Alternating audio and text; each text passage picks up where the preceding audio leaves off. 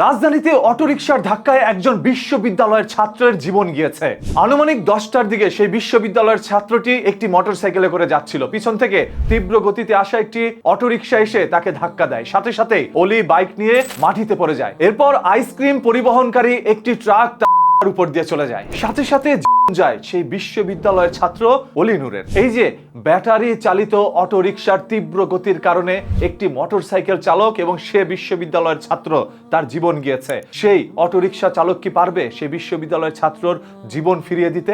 আর কতগুলো মানুষের গেলে এই ঢাকার মহাসড়ক থেকে অটোরিকশাগুলো উঠিয়ে নেওয়া হবে? সেই প্রশ্ন জানতে চায় বাংলাদেশের সকল শিক্ষার্থীরা। অলি নূরের জীবন যাওয়ার পর শিক্ষার্থীরা বলছে, বাংলাদেশের সরকার বা আইন শৃঙ্খলা বাহিনী যদি মহাসড়ক থেকে অটোরিকশাগুলোকে উচ্ছেদ করে দিতে না পারে, তাহলে শিক্ষার্থীরা রাস্তায় নেমে নিজের হাতেই অটোরিকশাগুলো নিয়ন্ত্রণ করবে, ঢাকার মহাসড়ক থেকে অটোরিকশাগুলো উচ্ছেদ করে দিবে। আপনারা যদি সেই সাথে একমত হয়ে থাকেন, ভিডিওটি এখনই শেয়ার করে দেন। এই অটোরিকশা একটি ভয়ঙ্কর রূপ ধারণ করেছে। এই অটোরিকশার কারণে প্রতিনিয়ত শত শত মানুষ দুর্ঘটনার কবলে গিয়ে পড়ছে, অনেকের প্রাণও যাচ্ছে। তারপরেও যেন নিয়ন্ত্রণের ধরাছোঁয়ার বাইরে রয়েছে সেই অটোরিকশা বা অটোরিকশা চালকেরা। নেই কোনো বৈধ কাগজ, নেই কোনো ড্রাইভিং লাইসেন্স। পুরো অটোরিকশাটাই যেখানে অবৈধ, সেখানে তারা ঢাকার মহাসড়কের মধ্যে আবার অবৈধভাবে চলাচল করছে।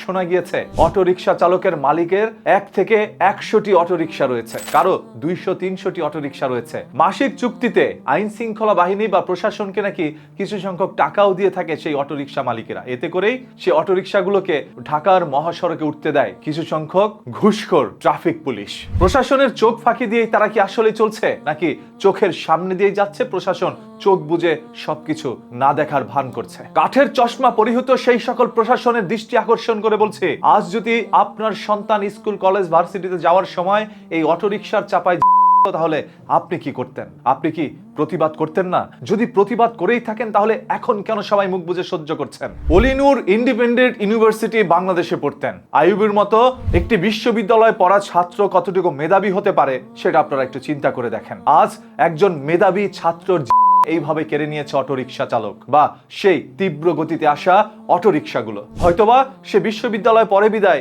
সেই কলেজের শিক্ষার্থীরা, ভার্সিটির শিক্ষার্থীরা এই পোস্টটি শেয়ার করে সাথে সাথে সামাজিক যোগাযোগ মাধ্যমে ছড়িয়ে দিয়েছে।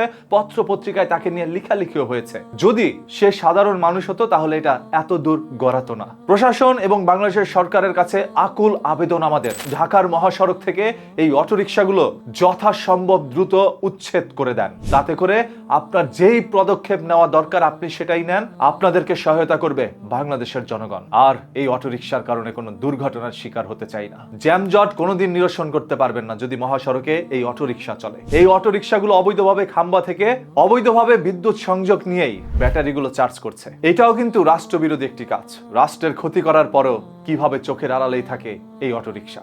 প্রশ্ন প্রশাসনের কাছে। প্রতিদিনের ঘটে যাওয়া এই ধরনের ঘটনা, দুর্ঘটনা, লুকোনো সত্য জানতে পেজটাকে এখনই ফলো করে রাখেন। কথা দিচ্ছি, মাটির নিচ থেকে লুকোনো সত্য বের করে উন্মোচন করবো আপনাদের সামনে। যতদিন এই দেহে প্রাণ আছে, ভয় নয়, এবার জয় করার পালা।